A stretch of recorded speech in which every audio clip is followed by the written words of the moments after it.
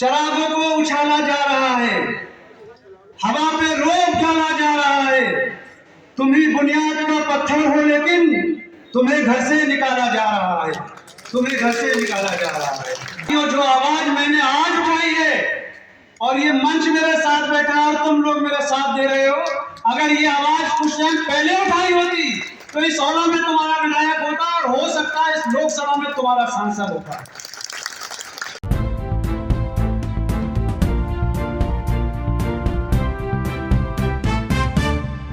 सर्वप्रथम बाबा भीमराव अंबेडकर जी को खराज अकीदत पेश करते हुए बहुजन समाज पार्टी के संस्थापक माननीय काशीराम जी को खराज अकीदत पेश करते हुए बहुजन समाज पार्टी के राष्ट्रीय अध्यक्ष बहन कुमारी पूर्व मुख्यमंत्री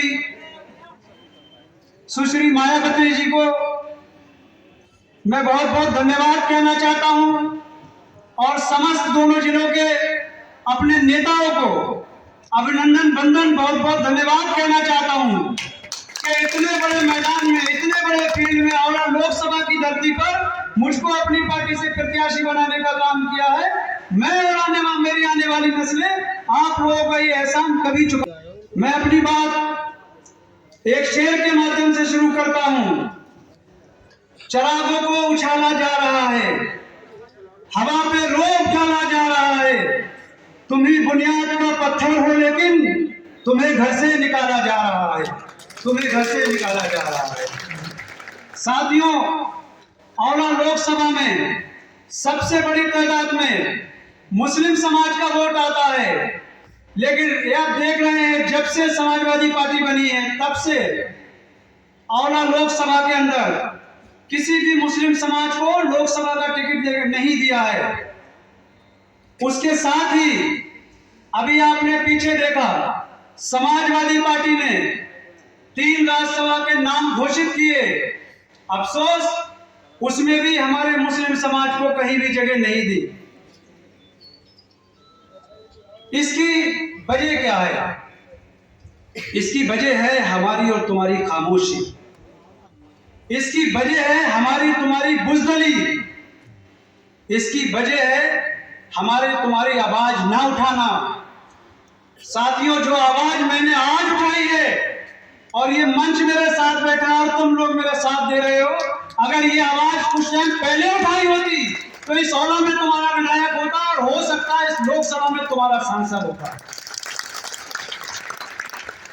लेकिन खामोश रहना मुर्दों का काम है, जिंदों का काम है बोलना। कि जो बहुजन समाज पार्टी का नारा है, जिसकी जितनी हिस्सेदारी उसकी उतनी भागीदारी। यदि बहुजन समाजवादी पार्टी हमारे समाज को हिस्सेदारी और भागीदारी देने को तैयार है तो मैं वेलकम करता हूं और मैं अपने समाज से अपील करता हूं कि जो तुम्हें और तुम्हारे नेताओं को हिस्सा दे रहा है, तुम भी उसी के साथ खड़े हो जाओ, तुम भी उसी के नारे लगाओ, तुम भी उसी का गाना गाओ। समाजवादी पार्टी ने 19 के बाद 2024 में समाजवादी पार्टी के पास जिले के अंदर हर वर्ग में नेता हैं, लेकिन बावजूद इसके उसने शाहजहांपुर से लाकर नीरज मोदी जी को प्रत्याशी बनाया है। अब ये नहीं पता क्या क्या करके और कैसे कैसे बनाया है, ये आप सभी लोग इशारों को समझ सकते हो। बदनाम तो हमें किया जाएगा कि हम बिक गए, कि हमें लालच मिल गया। मैं पूछना चाहता हूं कि 3 चुनाव औला नगर पालिका के मैं लड़ चुका हूं, किसी का इतना जमीर और औकात है कि सैयद आबिद अली को खरीद सके? अगर मैं बिकता तो इस भारतीय जनता पार्टी की सरकार के खिलाफ चुनाव नहीं लड़ता। अगर मैं बिकता तो समाजवादी पार्टी के लिए 5 साल संघर्ष नहीं करता। ये मेरी वफादारी थी कि मैंने तुम्हारे लिए संघर्ष करा और तुमने मेरी कौम की बलि चढ़ा दी। लेकिन अब बहुत हुआ, अब हिसाब होगा। अब हिसाब ये होगा जैसे ये बहुजन समाज पार्टी कर रही है, जिसकी जितनी हिस्सेदारी उसकी उतनी भागीदारी। मुस्लिम वोट को कांग्रेस से रोकने के लिए, बहुजन समाज पार्टी से रोकने के लिए ये गठबंधन कर सकते हैं,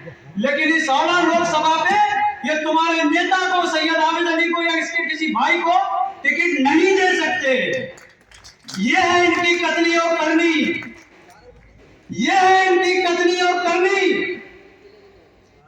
लेकिन मैंने पीड़ा उठाई है कि मैं अपने समाज का सौदा नहीं करूंगा, मैं अपने समाज को पिसने नहीं दूंगा।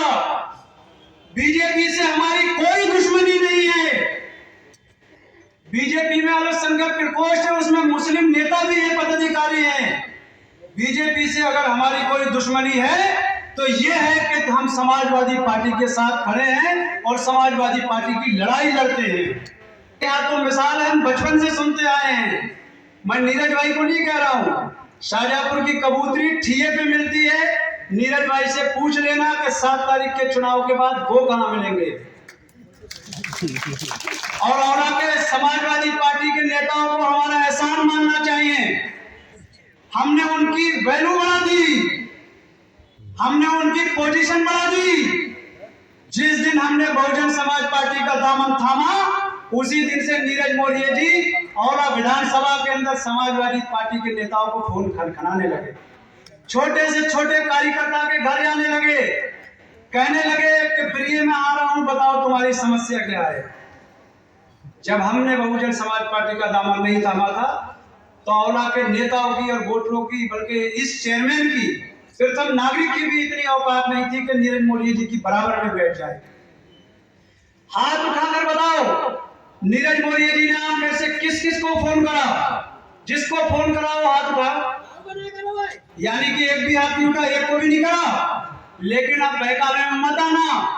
अब नीरज मौर्य जी और उनके सैलरी पे वाले आज ही शाम से तुम्हारे घर पे डेरा डाल देंगे। हमारे औला के सांसद, भारतीय जनता पार्टी के सांसद धर्मेंद्र कश्यप जी से भी पूछना चाहता हूं कि उन्होंने औला की लोकसभा के अंदर, औला के गांवों के अंदर, शहरों के अंदर कितने लोगों का रोजगार दिया है।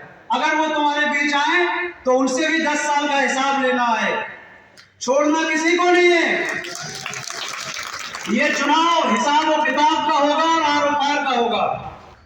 मैं खास तौर से अपने मुस्लिम समाज के साथियों से कहना चाहता हूं कि जिस तरह से मेरा ठाकुर समाज, ब्राह्मण समाज, मौर्य समाज, प्रजापति समाज, ब्राह्मण समाज, जितनी भी ऐसी समाज के लोग यहाँ मेरे समर्थन में आए हैं, जैसे ये मुट्ठी की तरह एक जगह इकट्ठे हैं, जैसे बहुजन समाजवादी पार्टी समाज पार्टी का ये गुलदस्ता मंच दिख रहा है, जैसे सामने बैठे ऐसे समाज के हमारे लोग दिख रहे हैं, इसी तरह से यहाँ से जाने के बाद तुम भी अपने मुस्लिम भाइयों को समझा लेना कि बहन जी ने हमें खाली टिकट नहीं दिया है, टिकट के साथ 3 लाख SC वोट भी दिया है, जिससे तुम शुरुआत करोगे। 3 लाख वोट बहन जी ने दिया है, 5.5 लाख वोट के मालिक तुम हो। अगर ये दोनों वोट मिल गए और जो हमारे चाहने वाले विभिन्न जातियों के हैं वो इस चुनाव को पार कर देंगे, जिता के ले जाएंगे। मैं एक बात के साथ अपनी बात खत्म करता हूं। पीर पर्वत हो गई, अब पिघलना चाहिए। इस हिमालय से नई गंगा निकलना चाहिए। सिर्फ हंगामा करना हमारा मकसद नहीं, इस 16 लोकसभा की सीरत भी बदलना चाहिए और सूरत भी बदलना चाहिए।